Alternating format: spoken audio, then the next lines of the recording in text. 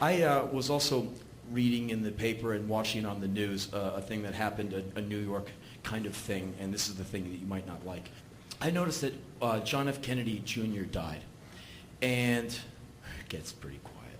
Well, do you remember when he died? Very handsome guy, you know, good-looking guy, looks like a movie star, could have been a great lawyer, like with that face, I would have believed him. I mean, classy guy, you know, had a tragic youth. You know, everyone will always remember the picture of little John saluting his father's, you know, corpse as it goes by, and you feel bad for the guy, man. Your dad had his head torn off by a bullet. That's fucked up, you know, and he kind of grew up in this weird limelight, and he became this thing that America wanted him to be, like America's prince, and Camelot was America's royalty.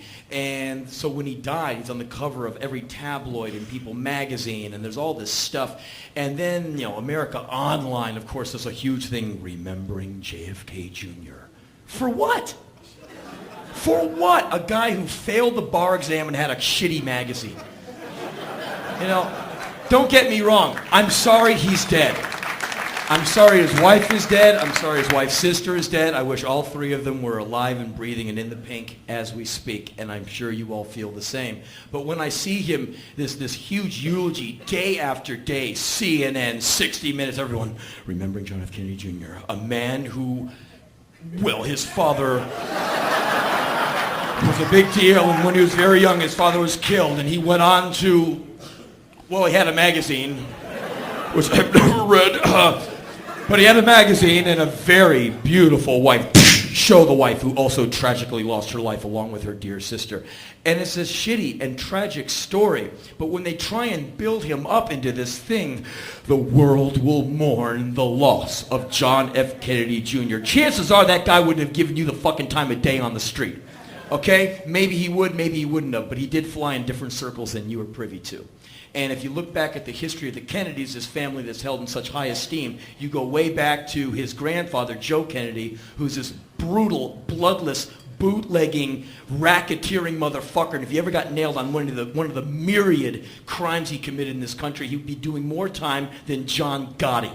Okay? And he basically bought his boy an election. His boy goes into office and starts banging Hollywood chicks, and there's Jackie O waiting around. Put it this way, if I got married, and I don't care how shitty the marriage was, I would not cheat on my woman, okay? I would have a talk, I'd have a timeout, I'd get divorced, I'd do something, but I wouldn't cheat on my wife. I just wouldn't do it. And that's a moral statement, and I'm not trying to be, I'm such a good guy, because I'm not.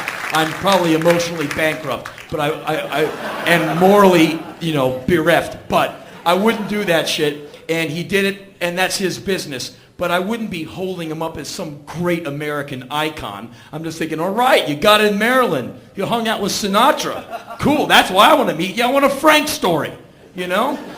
And so then, you know, he gets whacked out, his brother gets whacked out, and what do we get for the Kennedy legacy? We get, like, Shaking Teddy, you know?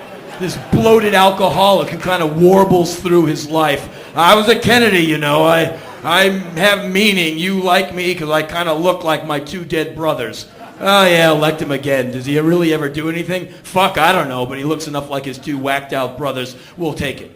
You know, and then the grandson, you know, of Joe, who gave birth to John and everybody else, dies. And it was like, oh, it's so tragic. You know, and I just looked at the crime itself. Here's a guy with, like, what, 17 minutes of flying time? You know, like, he knew dick about airplanes. And he goes out on a night that more experienced pilots walked away from. Said, shitty night for flying. I'm going to go to the same place you're going. I've been flying for 30 years. Guess what? I'm going home to fly another day. John F. Kennedy Jr., hey, don't worry. I know dick about planes. I have a shitty magazine. I failed the bar twice. But I look great in a suit, and I'll take these two beautiful, innocent women on board, and I can do it. Why? Because I'm John F. Kennedy Jr. I come factory installed with Kennedy arrogance. It's in my DNA. And he goes, when you're all dead! You know? And it sucks. And it made me sad, because I don't want people to die like that.